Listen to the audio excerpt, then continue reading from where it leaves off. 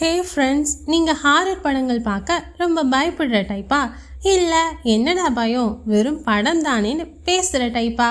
சரி சரி, இப்போ உங்களுக்கு ஒரு பேய் எச்சரிக்கை.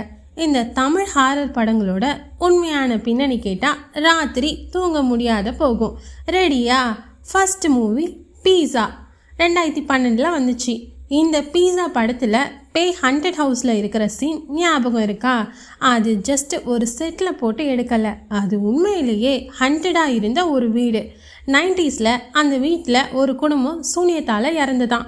அதுக்கப்புறம் அந்த வீட்டில் இருந்து அவங்களோட கத்தல் சத்தம் இன்னும் கேட்குதான். அது மாதிரி வீட்டுக்கு நாமோட பீஸா ஆர்டர் வந்தால் நீங்கள் வீட்டில் வாங்கிக்கிறீங்களா? மூவி 2 டிமாண்டி காலனி 2015 வந்துச்சு. இந்த படம் ஒரு கற்பனை கதைன்னு நினச்சா, அடடடா இது உண்மையான ஹண்டட் இடம் தான்ப்பா. இந்த காலனியில் 19th செஞ்சுரியில் ஒரு டச் வியாபாரி இருந்தார். ஒரு நாள் அவர் வீட்டில் ஒரு மர்மமான மரணம் நடந்ததாக சொல்லுறாங்க. அதுக்கப்புறம் அந்த இடம் ஹண்டட் ஆயிடுச்சு. முக்கியமாக ராத்திரி 12 மணிக்கு அங்கே போனவங்க யாருமே திரும்பலையாம். இப்படி ஒரு இடத்துக்கு நீங்கள் சேலஞ்ச் எடுத்துகிட்டு போவீங்களா? மூவி 3 முனி 2007 வந்துச்சு.